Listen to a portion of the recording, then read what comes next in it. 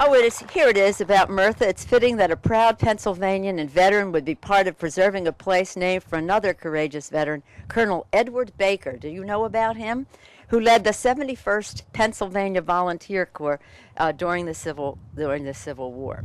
I want to join Brian, though, in acknowledging Greg Moore of Parks Conservancy Executive Director. Greg has just been spectacular. Mark Buell and Charlene Harvey, what can I say? They've just been there every step of the way for all of this. And I also want to acknowledge Charlene's late husband, who was so much a part of this. He was just so spectacular. Students from Willow Creek Academy Elementary School, Sausalito, I understand, are here. Are those students here? Let's hear it. This is about you. It's about the future. And graduates from the Park Conservancy Inspiring Young Environmental Leaders Program. Where are they? Wave your hands. Are they there? Thank you. You are the future.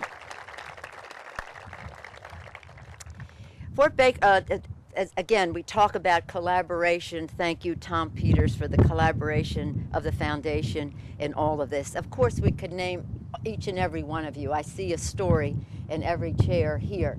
I don't see Judy Lemons, however. Where's Judy?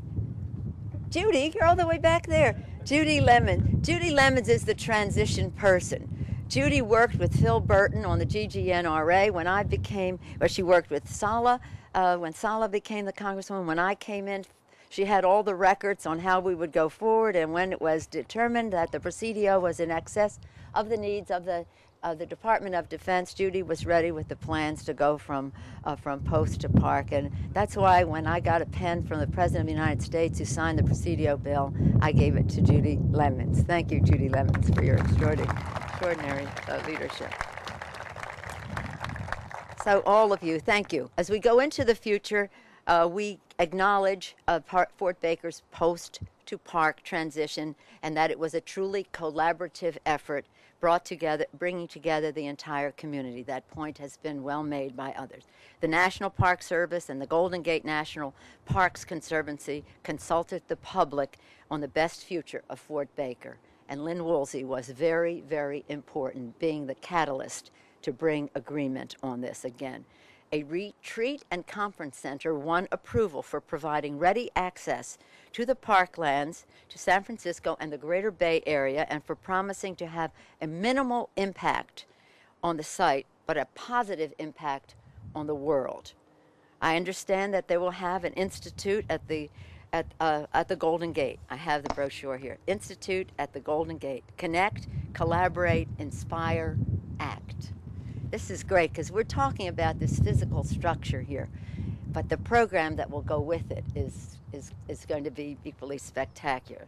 The Golden Gate, the National Park Service and the Golden Gate National Parks Conservancy will have a retreat and conference center, one approval for ready access to the parklands. As I said, federal funds have generated private investment and philanthropy totaling over $100 million to rehabilitate the site's historic buildings and provide public services. We are at a critical time in our history and the condition of our planet, when the need to explore our relationship with the natural environment has never been greater. The issue is as global, as has been said, as the entire planet and as local as our neighborhood.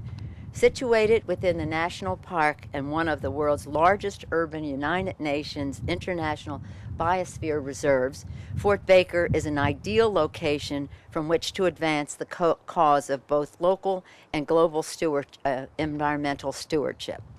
I thank each and every one of you for the part that you have played in committing to preserving Fort Baker, and by doing so, preserving our planet. When this program ends, I know that Dr. Wayburn will have more instructions for all of us as to what he has in mind next, right, Amy? It never ends. It never ends. Does it, Dr. Wayburn? Yeah, you're waving, you're smiling. You got work for us. You got work for us, I know. It is just remarkable that we have been blessed with such leadership in our community. As Mr. Regula said, leadership and visionary leader. That's Dr. Wayburn. What an honor it is for us to have all of us to have the privilege of working with you, Dr. Wayburn. What a special treat it is for all of us to have you here today. It just wouldn't be the same unless you were here to launch this Fort Baker and to instruct us into the future, as you have always done. So congratulations to you. Congratulations to Amy. I think that we are, it's a particular joy.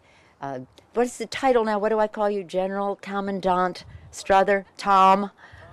Tom, let's hear it for Tom, because this is the link from the park, from a post to a park. So on this wonderful, wonderful day, we all have a lot to talk about because we have so many stories about this. It's just great to be together and to foresee all of the wonderful time we will have here, all the great intellectual activity that will go in here to preserve our planet, which we have a moral responsibility to do. Thank you all for making this possible.